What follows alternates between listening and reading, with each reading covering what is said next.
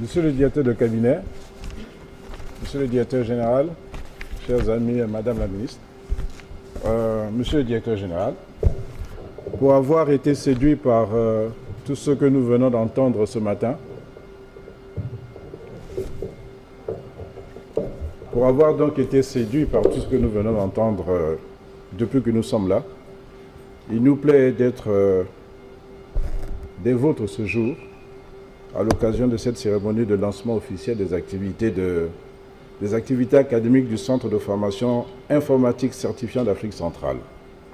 Nous voudrions vous adresser, Monsieur le directeur général, toutes nos félicitations pour cette décision d'implanter à Brazzaville un établissement qui offrira un large éventail de formations dans un domaine aussi pointu et évolutif que l'informatique et les technologies de l'information et de la communication.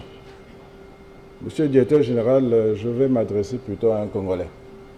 Je vais m'adresser à un Congolais, au Congolais que vous êtes, pour vous dire qu'en ouvrant ce centre de formation dans votre pays, vous vous mettez en position de saisir les nombreuses opportunités qui se présentent aujourd'hui grâce à la politique d'assainissement économique patiemment et fermement menée par le président de la République, son Excellence Denis Sassou Nguesso, laquelle politique a permis l'instauration d'un environnement propice à l'investissement, à la prise de risque et à la prospérité de l'entreprise. Parce qu'après tout, vous réalisez ici un investissement, il faut que cet investissement soit rentable.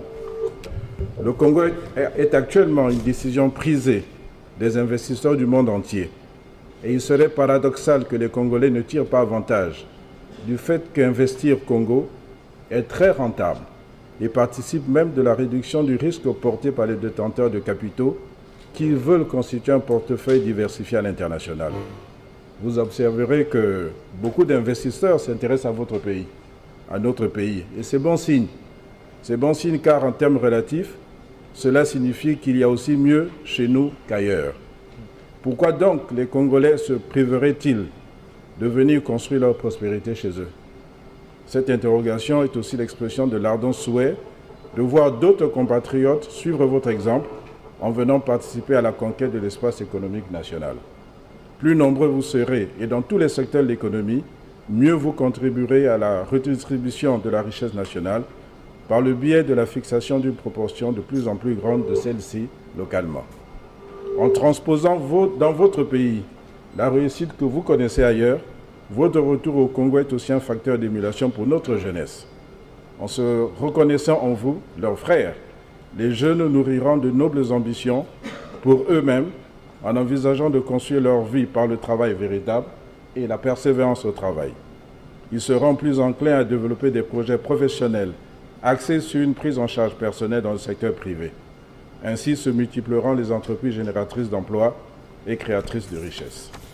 Monsieur le directeur général, le ministère de l'Enseignement technique professionnel, de la formation qualifiante et de l'emploi considérera SkyTIC comme un partenaire auquel l'État pourra recourir pour ajuster les profils des demandeurs d'emploi dans les métiers du secteur informatique en fonction de l'évolution des besoins des entreprises en qualification de pointe. Nous espérons pouvoir entretenir avec votre société des rapports mutuellement féconds pour le développement de votre centre, d'une part, et pour la refondation de l'enseignement technique et professionnel de notre pays, d'autre part. Nous souhaitons donc à SkyTIC la bienvenue dans le paysage éducationnel de notre pays et bonne chance à son équipe. Merci de votre attention.